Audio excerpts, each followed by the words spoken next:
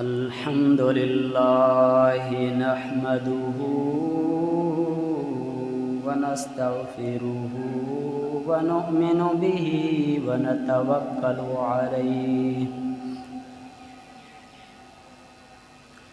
व नऊज़ु बिल्लाहि मिन शुरूरि अनफुसिना व मिन सय्यिआति अअमालिना मन यहदिहिल्लाहु फला मुदिल्ल लहु व मन युद्लिल्हु फला हादिय लहु व नशहदु अल्ला इलाहा इल्लल्लाहु व नशहदु अन्ना मुहम्मदन अब्दुहु व रसूलुहु अम्मा बअदु फ़अऊज़ु बिल्लाहि मिनश शैतानिर रजीम बिस्मिल्लाहिर रहमानिर रहीम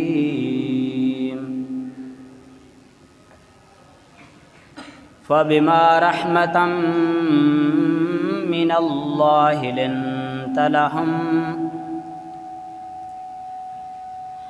लिन्त लहुम वलौ कुन्त फ़ज़्ज़न गलीज़ल क़ल्बि लन्फ़ज़्ज़ू मिन हौलिक फ़अफ़ु अन्हुम वस्तग़फ़िर लहुम वशाविरहुम फ़िल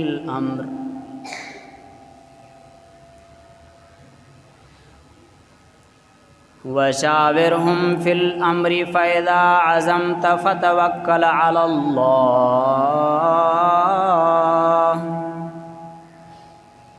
इन्नल्लाह युहिब्बुल मुतवक्किलीन।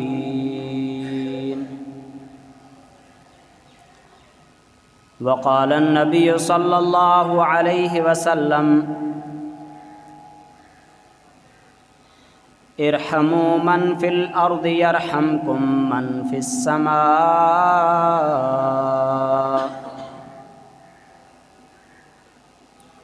सदक़ल्लाहुल अज़ीम व सदक़ रसूलुहुन नबियुल करीम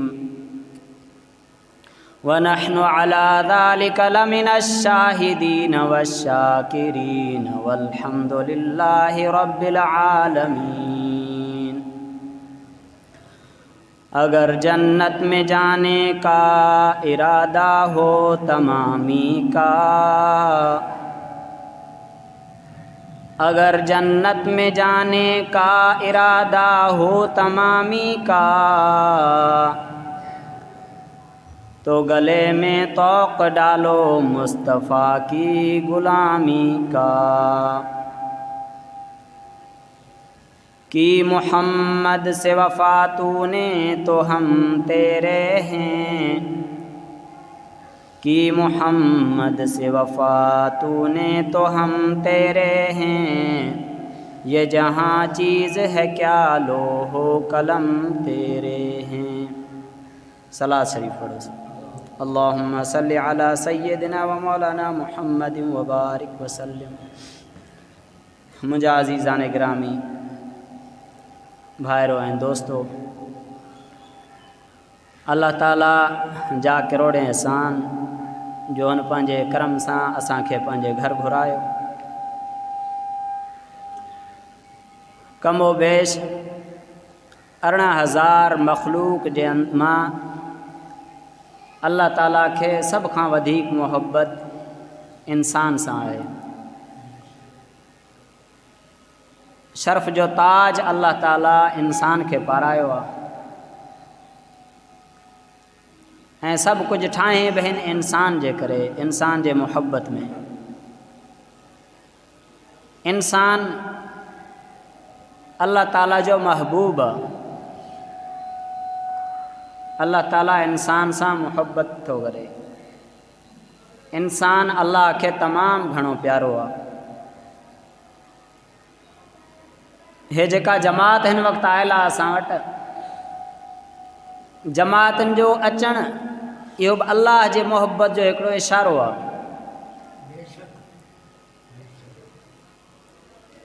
जंहिंसां मोहब्बत कंदो आहे उन खे पंहिंजे दीन जे लाइ फ़हम अता फ़रमाईंदो आहे। दीन सिखण जो शौक़, दीन जे लाइ निकिरण, दीन जे लाइ क़ुर्बानी ॾियण जो जज़्बो उनखे ॾींदो आहे। आप में से कोई आवाज़ सेट करना जानता है? थोड़ी आवाज़ कम करनी।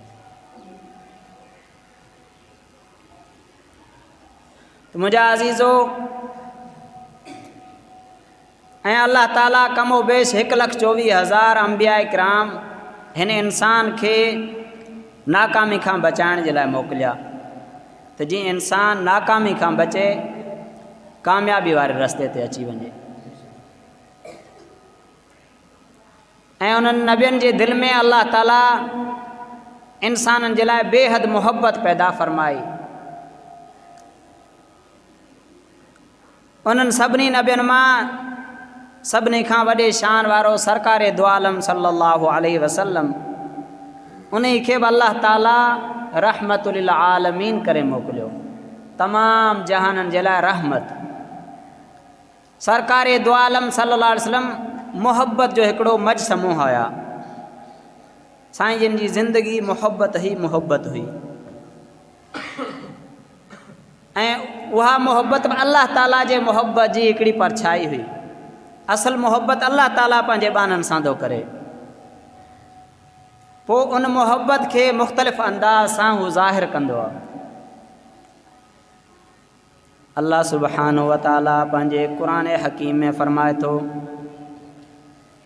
कुल या इबादी अल्लज़ीना असरफ़ू अला अनफुसिहिम ला तक़नतू मिर रहमतिल्लाह इन्नल्लाह यग़फ़िरुज़्ज़ुनूब जमीआ इन्नहू हुवल गफ़ूरुर रहीम। ऐ नबी सल्लल्लाहु अलैहि वसल्लम, मुझे उन्हनि बाननि खे जिन पंहिंजे नफ़्सनि जे मथां ज़्यादतियूं कयूं, इसराफ़ वारी ज़िंदगी गुज़ारींदा रहिया, उन्हनि खे फ़रमाए त मुंहिंजा बानो मुंहिंजे रहमत मां ना उमीद न थियो। नंढपिण गुनाहनि में गुज़री वियुसि, जवानी गुनाहनि में गुज़री आहे, पोड़प गुनाहनि में गुज़री, पोड़प वारी ज़िंदगी गुनाहनि में गुज़री वई, मर्दा गुनाहनि में ज़िंदगी गुज़ारे छॾियईं, औरता गुनाहनि में ग़फ़लत में ज़िंदगी गुज़ारी, ज़ाहिरी गुनाह कयईं, लिकाए गुनाह कयईं, गुनाहनि खां तौबा कयईं, जिन गुनाहनि खां तौबा न बि कयईं, जंहिं तरह सां गुनाह थींदा रहिया। फ़रमाए थो ला तक़नतू मिर रहमतिल्लाह, मुंहिंजे रहमत मां ना उमीद न थी, मुंहिंजे रहमत मां ना उमीद न थियो। हिन उम्मत खे अल्लाह ताला ख़ुसूसी इनाम अता फ़रमायो आहे, जो हिन उम्मत जी तौबा हर वक़्तु क़बूल थिए थी। ऐं वरी तौबा ते फ़रमाए अत्ताइबु मिन ज़ंबि कमन ला ज़ंब लह, गुनाहनि खां जंहिं तौबा कई उहो ईअं ॼण को गुनाह कयईं ई कोन। ऐं फ़रमाए तूबा लिमन वुजिद लहू फ़ी सहीफ़िही इस्तिग़फ़ारन कसीरा, ख़ुशख़बरी आहे उन्हनि माण्हुनि जे लाइ जिन जे सहीफ़े में क़यामत जॾहिं कसरत सां इस्तिग़फ़ार लिखियलु हुजे। त तौबा करे उन मिठे रब खे राज़ी करिणो आहे, उन ई तौबा जो दरवाज़ो हमेशह हिन उम्मत जे लाइ खोले छॾियईं। कल्ला इज़ा बलगतित तराक़ी वक़ील मन राक़ वज़न्न अन्नहुल फ़िराक़ वल्तफ़तिस साक़ु बिस्साक़ इला रब्बिक यौमइज़िनिल मसाक़। सकरात जी सख़्त कैफ़ियत उन खे अल्लाह ताला हिते बयानु फ़रमायो आहे, जो उन वक़्तु कंहिं ग़ैर मुस्लमान जेकॾहिं सकरात जे वक़्तु जॾहिं साह अची निर्घट ते पहुचे ऐं उनखे यकीन थी वञे त हाणे मां न बचंदसि, बसि आख़िरी वक़्तु आहे, पिंडली पिंडली सां मिली पए, फतकणु लॻे, अखियूं टिकी वञनि, मौत जा मुकमल आसार ॾिसी जेकॾहिं को ग़ैर मुस्लिम ईमान आणे थो, तौबा थो करे, त उन जो ईमान उन वक़्तु मरदूद आहे, मक़बूल न आहे। पर मुसलमान खे अल्लाह ताला या ख़ुसूसियत अता फ़रमाई आहे, जो मुसलमान उन वक़्तु बि तौबा थो करे, मौत जा आसार ॾिसी त अल्लाह ताला उन वक़्तु बि हिन जे लाइ बख़्शिश ऐं रहमत जो दरवाज़ो खोले थो छॾे, उन खे बि उन वक़्तु बि जेको आहे सो माफ़ु करण जे लाइ तयारु आहे अल्लाह ताला। एतिरो करीम ऐं पंहिंजे हबीब सल्लल्लाहु अलैहि वसल्लम जे बारे में फरमाई फबिमा रहमतिम मिनल्लाहि लिन्त लहुम, हे अल्लाह जी रहमत ई आहे, अल्लाह जे रहमत जे सदके ई उन जे मोहब्बत जे तुफ़ैल ई अवां ई पंहिंजे उम्मत जे लाइ नरम खू आहियो। नबी करीम सल्लल्लाहु अलैहि वसल्लम जे नरम दिल हुया, साहबा किराम जे लाइ, पूरी उम्मत जे लाइ नरम दिल हुया। ऐं नरम दिल हुज़ूर सल्लल्लाहु अलैहि वसल्लम खे बनायो कंहिं अल्लाह सुब्हानहु व तआला। तव्हां त मुंहिंजे ॿाननि खे नरमी सां मोहब्बत सां उन्हनि जो मूंसां ताल्लुक़ बरक़रार करे, ताल्लुक़ जोड़े। फरमाई वलौ कुन्त फज़्ज़न गलीज़ल क़ल्बि लन्फ़ज़्ज़ू मिन हौलिक, ऐं नबी जेकॾहिं तव्हां तुंदरू हुजो हा ऐं तव्हां सख़्त दिलि हुजो हा ते तव्हांजे इर्द गिर्द खां मुतफ़र्रिक़ थी वञनि हा, भॼी वञनि हा। पर नबी हाणे इहा आयत नाज़िल कॾहिं थी जो सहाबा इकराम रिज़वानुल्लाह अलैहिम अजमईन खां हिकु इज्तिहादी ग़लती थी ग़ज़वा उहद में। सहाबा इकराम खे नबी करीम सल्लल्लाहु अलैहि वसल्लम हिकिड़े लक ते बीहारियो ऐं फरमाए त जेसीं ताईं मां न चवां तव्हां न हटिजाओ। त सहाबा इकराम सोचियो त हे असांखे नबी सल्लल्लाहु अलैहि वसल्लम जेको हुकुम फरमायो आहे शायदि सिर्फ़ु एसी ताईं जे लाइ हुयो हुकुम जेसीं ताईं जंग हुजे। हाणे जंग असां खटे चुकासीं, माल गनीमत सहाबा किराम खणनि पिया था, असां जेको आहे सो पंहिंजो हिसो वञी खणूं, उहे उतां हटिया। इज्तिहादी ग़लती, सहाबा किराम ॼाणी वाणी अल्लाह जी नाफ़रमानी न कंदा हुआ, सोणे नबी सल्लल्लाहु अलैहि वसल्लम जी नाफ़रमानी न कंदा हुआ, उहो पंहिंजे सोच मुताबिक़ सही सोचींदा हुआ। पोइ उन्हनि खां ग़लती थींदी हुई त बि अल्लाह ताला उन्हनि खे हिकु सवा नेकी अता फ़रमाईंदो उन ई ग़लती ते। जीअं उहो सूरह जुमा में आयत आहे न, इज़ा रअऊ तिजारतन औ लहवन इन्फ़ज़्ज़ू इलैहा व तरकूका क़ाइमा। उन में बि सहाबा किराम खे जेॾीमहिल अल्लाह ताला मयार ॾिनई त तव्हां मुंहिंजे नबी खे बीठे छॾे करे तिजारत में लहव लाभ में भॼी था वञो, सहाबा किराम निहायत ई पशेमान थिया, ग़मज़दा थिया, उन्हनि खे ॾाढो ॾुख थियो। एतिरे क़दुरु ग़मगीन थी वेंदा हुआ अल्लाह उन जे रसूल सल्लल्लाहु अलैहि वसल्लम जी थोरी नाराज़गी जे, तो अल्लाह ताला उन्हनि सां राज़ी थी वेंदो पाण ई, त उन्हनि खे माफ़ु करे छॾींदो। हाणे हिते बि इज्तिहादी ग़लती थी, अल्लाह ताला ॾिठो त मतां मुंहिंजो महबूब सल्लल्लाहु अलैहि वसल्लम उन्हनि जे दिलि में उन्हनि जे लाइ का ख़फ़गी हुजे, नाराज़गी हुजे, त अल्लाह ताला पाण हुकुम थो फरमाए त नबी सल्लल्लाहु अलैहि वसल्लम अव्हांखे मूं इन्हनि जे लाइ नरम दिलि बणायो आहे, जेकॾहिं तव्हां सख़्तु दिलि हुजो हा त इहे तव्हांजे गिर्द खां भॼी वञनि हा। हाणे जेकॾहिं इन्हनि खां ग़लती थी बि आहे त फ़अफ़ु अन्हुम, उन्हनि खे माफ़ु फरमायो, वस्तग़फिर लहुम, ऐं अल्लाह खां वरी उन्हनि जे लाइ बख़्शिश बि घुरो। ऐं जीअं ग़ज़वा उहद खां अॻु में हर मामले में तव्हां इन्हनि सां मशवरो कंदा हो, व शाविरहुम फिल अम्र, हींअर बि तव्हां हर मामले में उन्हनि सां मशवरो कजो, ईअं न जो तव्हां इन ई गुस्से में अची करे उन्हनि सां मशवरो करणु छॾे ॾियो। फ़इज़ा अज़मत फ़तवक्कल अलल्लाह, पोइ जॾहिं उन्हनि सां मशवरो करे कंहिं कम जो तव्हां मनसूबो अज़म करे छॾियो त पोइ वरी अल्लाह ते तवक्कल कजो, छो जो इन्नल्लाह युहिब्बुल मुतवक्किलीन, अल्लाह ताला तवक्कुल कंदड़ वारनि खे दोस्त रखंदो आहे। त मुंहिंजा अज़ीज़ दोस्तो, सोणे नबीअ जी मोहब्बत हिन उम्मत सां, इहा बि मोहब्बत हक़ीक़त में कंहिंजी आहे, अल्लाह जी आहे, जेको हिन उम्मत सां मोहब्बत थो करे, इंसान सां मोहब्बत थो करे, जंहिं पंहिंजे नबी जे दिलि में बि मोहब्बत पैदा करे छॾी आहे। ऐं हदीस शरीफ़ जो मफ़हूमात तमामु दिलियूं अल्लाह ताला जे कुदरत जे ॿिनि आङुरनि जे विच में आहिनि, सम्झो। जंहिंसां अल्लाह ताला मोहब्बत करणु फ़रमाईंदो आहे, पोइ आसमान ते ऐलान करणु फ़रमाईंदो आहे त मां हिन सां मोहब्बत थो कयां, ऐं जिब्रील अलैहिस्सलाम तूं बि हिन सां मोहब्बत कर। वरी जिब्रील अलैहिस्सलाम ॿियनि फ़रिश्तनि जे अंदरि ऐलान कंदो आहे, पोइ उहा मोहब्बत आसमान मां सिरायत करे ज़मीन में लहंदी आहे, ऐं तमामु अल्लाह जे ॿिए मख़लूक जे दिलि में बि उन शख़्स जी मोहब्बत अची थी वञे, उहे बि उन जी इज़त ऐं उन जो इकराम करणु लॻंदा आहिनि। त असांखे जिथां बि इज़त मिले थी, जितां बि मोहब्बत मिले थी, उहा मोहब्बत हक़ीक़त में अल्लाह ताला जे तरफ़ां ई आहे। वहुवल्लज़ी युनज़्ज़िलुल गैस, वहुवल्लज़ी युनज़्ज़िलुल गैस मिन बअदि मा क़नतू व यंशुरु रहमतह वहुवल वलियुल हमीद। फरमायो उहो अल्लाह ई आहे जेको उन्हनि जे नाउमीद थियण खां पोइ पंहिंजे रहमत जी बारिश नाज़िल फरमाईंदो आहे, ऐं पंहिंजे रहमत खे फैलाए छॾींदो आहे। ऐं हू कारसाज़ ऐं सारायल आहे। हाणे हिते इन आयत में ज़ाहिरी माना त ज़मीन जेॾीमहिल ख़ुश्क ऐं बंजर थी पवंदी आहे, गैर आबाद थी वेंदी आहे, उन मां कंहिं शइ जो बि आसरो कोन हूंदो आहे। अल्लाह ताला वरी पंहिंजे रहमत खे, माण्हू नाउमीद थी वेंदा आहिनि त हाणे ज़मीन असांजी बेकार थी वई, पर अल्लाह ताला पंहिंजे रहमत खे नाज़िल करे उन गैर आबाद ज़मीन खे वरी आबाद करे थो छॾे। त ईअं ई मुंहिंजा अज़ीज़ो, इंसान बि दुनिया में ग़िफ़लत में अची करे अल्लाह जे रहमत खां परे थी करे हुनजी दिलि मुर्दा थी वञे। छो जो हदीस शरीफ़ में ईंदो आहे त जेका दिलि अल्लाह जे याद में लॻल आहे उहा ज़िंदा आहे, जेका दिलि अल्लाह जे याद खां गाफ़िल आहे उहा दिलि मुर्दा आहे। त दिलियूं अल्लाह खां परे थी करे मुर्दा थी वेंदियूं आहिनि, पर हो पंहिंजे फज़ल सां वरी पंहिंजे कंहिं न कंहिं कासद खे, कंहिं न कंहिं दाई खे, कंहिं न कंहिं रहबर खे मोकिले थो, जेको वरी उन गैर आबाद दिलनि ते अची महिनत करे उन्हनि खे वरी ज़िंदा थो करे।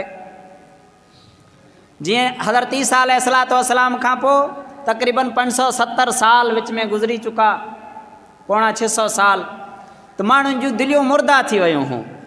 कुफ़र ऐं ज़ुल्मत उन्हनि जे दिलनि में अची वियो हो, ऊंधाई थी वई उन्हनि जे दिलनि में, उन्हनि जे दिलनि में कुफ़र अची वियो हो, अल्लाह जी नाफ़रमानी अची वई हुई। पर अल्लाह ताला वरी पंहिंजे हबीब खे मोकिले करे उन ज़ुल्मत मां, उन ऊंधाई मां उन्हनि खे कढी।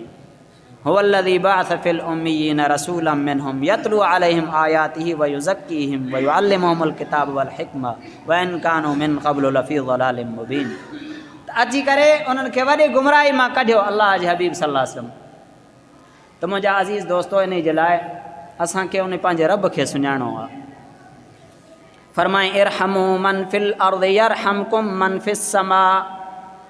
वरी पंहिंजे ॿियनि इंसाननि खे बि हुकुम फरमाए पंहिंजे हबीब सल्लल्लाहु अलैहि वसल्लम जे ज़बानी त जेके ज़मीन जे मथां मुंहिंजा बानड़ा अथव इन्हनि ते तव्हां रहम कयो त आसमान वारो मां रब तव्हांजे मथां रहम कंदुमि। अल्लाह जे हबीब सल्लल्लाहु अलैहि वसल्लम फरमायो तव्हां ज़मीन वारनि ते रहम कयो त आसमान वारो तव्हां ते रहम कंदो। त हे अल्लाह जे मुहब्बत जी ही निशानी आहे जो हिकिड़ो इंसान पाण बुखायल आहे ॿिए खे पियो थो खाराए। इहा मोहब्बत आहे न, इहा मोहब्बत हुनजे दिलि में केरु थो विझे? अल्लाह सुब्हानो व तआला। हिकिड़ो साहबी आहे पंहिंजे बचड़नि सां गॾु मानी घर में अञा खाइण जे लाइ वेठो त को मुसाफ़िर अची वियो ऐं घरवारी खे चई त तूं ॾीए खे सेट करण जे बहाने ॾीए खे विसाए छॾिजांइ। ऊंधाई में महिमान सम्झंदो त हे असां सां गॾु खाईंदा, पर मानी थोरी हुई, इन जे लाइ असां न खाईंदासीं, असांजो महिमान खाई करे ड्रॉ करे। हाणे अल्लाह ताला हुनजे दिलि में एॾी मुहबत विझी छॾी जो पाण बुखायल थी करे यो सिरुन अला अनफुसिहिम वलौ कान बिहिम ख़सासा, पाण बुखिया थी करे ज़रूरतमंद थी करे ॿियनि जे हाजतनि खे सहाबा किराम उन्हनि जूं हाजतूं पूरियूं कंदा हुआ। त इहो अल्लाह सुब्हानो व तआला ई उन्हनि जे दिलनि में मुहबत विझंदो हो। ऐं पाण सकरात जे हालत में साह निड़ी में अटकियल आहे, उन जे करे चप सुकल ऐं निड़ी सुकल आहे, मैदान जंग में पियल आहे, तब चए थो त ॿिए खे पाणी ॾे मतां उन खे वधीक तलब हुजे। त इहा मुहबत केरु पियो विझे दिलनि में? अल्लाह सुब्हानो व तआला। हे माउ जे दिलि में जेका मुहबत विधी आहे कंहिं विधी आहे? पीउ जे दिलि में अल्लाह मुहबत, भाइरनि जे दिलि में भेणनि जे लाइ मुहबत, भेनरुनि जे दिलनि में भाइरनि जे लाइ मुहबत, पोटनि जे सूरत में पोटियुनि जे सूरत में, ॾोहिटनि जे सूरत में ॾोहिटियुनि जे सूरत में, भाणेजनि भाणेजनि जे सूरत में असांखे अची करे गिटनि में चुमियूं थो ॾियारे, अखिड़ियुनि में चुमियूं था ॾियनि बचड़ा पंहिंजा, निरड़ ते चुमियूं था ॾियनि। त इहा मुहबत कंहिंजे मुहबत जो इज़हार आहे? अल्लाह सुब्हानो व तआला ही आहे जिन उन्हनि जे दिलनि में मुहबत विझी छॾी आहे ऐं असां सां मुहबत था कनि। हक़ीक़ी मुहबत इंसान सां अल्लाह ताला जी आहे। त मुंहिंजा अज़ीज़ दोस्तो, उन अल्लाह असांजे मुहबत में ज़मीन विछाए छॾियईं, ज़मीन जे अंदरि असांजे ज़रूरत जो हर सामान रखी छॾियईं, असांखे पाणी जी ज़रूरत पाणी पैदा करे छॾियईं, असांखे गैस जी ज़रूरत गैस पैदा करे छॾियईं, असांखे जेको आहे सो फल फ्रूट जी ज़रूरत हर तरह जूं नेमतूं असांजे लाइ इन ज़मीन मां जेको आहे सो कढी पैदा करे ज़मीन जे अंदरि पोइ हिन इंसान खे तख़्ते ते लाथईं। त हाणे हिन इंसान खे खपे त अल्लाह सुब्हानो व तआला खे उन जे रज़ा खे उन खे राज़ी करण में इन कोशिश में पंहिंजे ज़िंदगी खे लॻाए। त मुंहिंजा अज़ीज़ दोस्तो, इहो असांजे अंदरि तॾहिं ईंदो जॾहिं असां अलाह जे रस्ते में निकिरी करे पंहिंजे जान खे माल खे वक़्त खे ख़र्च कंदासीं। इन ई निस्बत सां इन ई ॻाल्हि जे यादि दहानी जे लाइ अल्हम्दुलिल्लाह सुम्मा अल्हम्दुलिल्लाह जो असांजे जमात मस्जिद में जमात आयल आहे। जेके दोस्त जिथे बि हुजनि कोशिशि करे 3 पहरी खां पोइ बयानु गश्त अमल थींदो आहे उन में बि शामिलु थियो ऐं मग़रिब खां पोइ बयानु आहे वरी कुझु वक़्तु पंहिंजे ज़िंदगी मां कढी करे हिननि सां गॾु निकिरंदासीं त अल्लाह ताला हिन दीन जी मोहबत खे असांजे दिलनि में पैदा फ़रमाईंदो ऐं दीन मुंहिंजा अज़ीज़ो ज़िंदगी में आहे त असां दुनिया में बि कामयाबु आहियूं आख़िरत में बि कामयाबु आहियूं। पर अल्लाह ॾे पनाह जेकॾहिं दीन ज़िंदगी में न आहे त असां सभु कुझु हूंदे बि नाकाम आहियूं। अल्लाह ताला असांखे सही सम्झ अता फ़रमाए। व आख़िर दावाना अनिल हम्दुलिल्लाहि रब्बिल आलमीन।